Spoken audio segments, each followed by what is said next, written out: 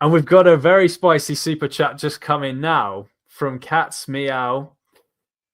10 Canadian dollars, I think that is, to Sasha Farm. What does Gary think about Vegan Gains' weird theory about killing predatory animals? And if you don't know about this, Gary, I can fill you in. But yeah, this is a stance he holds. Well, I don't know about it, but I'm pretty sure that I was the first person to come up with this. My last speech that I gave, I opened it up by condemning carnivore animals. In the very near future, by the way, George, maybe you can be one of my first new members to my group. I'm going to have a new group called HO. Herbivores only. Herbivores are the only beings on this planet to achieve peace. Now, listen, I like the carnivore animals too, the lions and the tigers and the hyenas. Yeah, but I don't like them at dinner time. They've lost their minds just like meat-eating humans have lost their minds when it comes to breakfast, lunch, and dinner. And I'm on the side of the victims. Here's what I don't like when people want to defend lions eating zebras. What they're saying is, fuck the zebra, the lion has to eat. Well, my position is, fuck the lion, the zebra has to live. Why does everybody condemn the herbivore animal? They're the only ones living in peace, and they're the ones that get it the worst. In fact, think about the animals that we eat. We don't eat lions. We don't eat hyenas. We don't eat jackals. We don't eat snakes. We eat cows, one of the most peaceful beings on this planet. Domesticated pigs, one of the most peaceful beings on this planet. The herbivores always have it worse.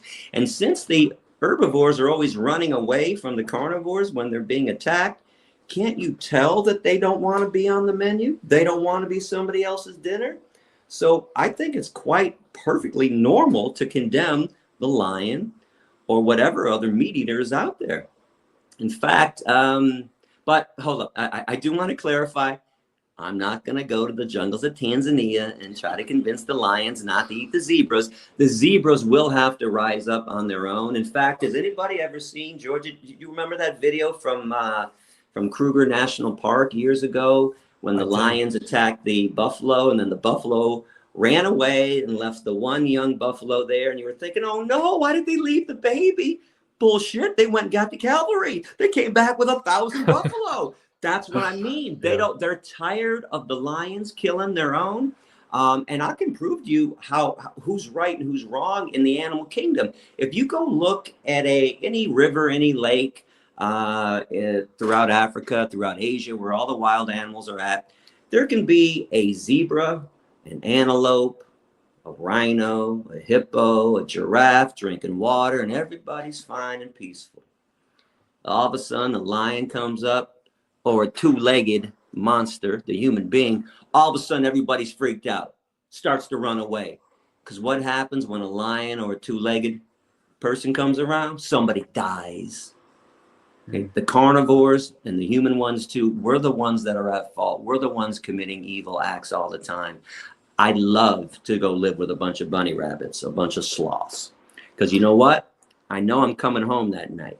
I'd love to go hang out with all their, well, you put me in a field with giraffes, I will be as happy as a kid on a playground.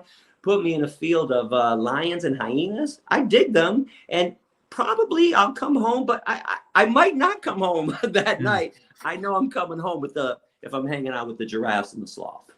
And did you know as well, Gary, that elephants have a specific danger call for humans? Sure, of course. And the animals are brilliant, by the way. They know us. They know the bad beings when they're around. Absolutely. By the way, so did Vegan Gains kind of say the same thing I was saying? Oh no, he's took it to a different level. He agrees with what you're saying, so he thinks the solution to that is to kill predatory animals. So that's going to be a very, very interesting. Do you know what? I'm not going to have you answer all that right now because I think we can see he's going to try and grill you on that next week whenever you have this chat with him. Okay. Because yeah, he's kind of nailed down the philosophy on it, where he's basically said, if the only way to stop rights violations happening in nature is to take lethal action against it, then it's essentially speciesist not to take lethal action against it. That's his thing. He can go into more detail with you about I got to tell you something, though. Let me add to this. So when I started in the 90s, there was a group called the Fund for Animals. I'm not sure if they're still around. I don't think they are. Cleveland Amory founded it. That was his position. And back then when I started, I thought it was crazy. I remember telling people, that's insane.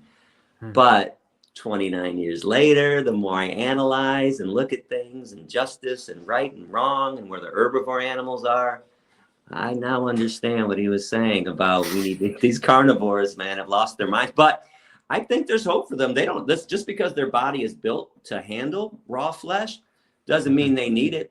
Every nutrient comes from the earth. They don't have to do it either. I just think they lost their way like most humans had lost their way. I wish I could pinpoint the time. Maybe it was the Ice Age when everybody freaked out and vegetation wasn't there. Could have been something like that. Then they got lazy. They got addicted. But I completely understand what Vegan Gains is saying. Sure. And then, and we're looking forward to hearing your interview with him next week, though, Gareth. So everyone watch out for that.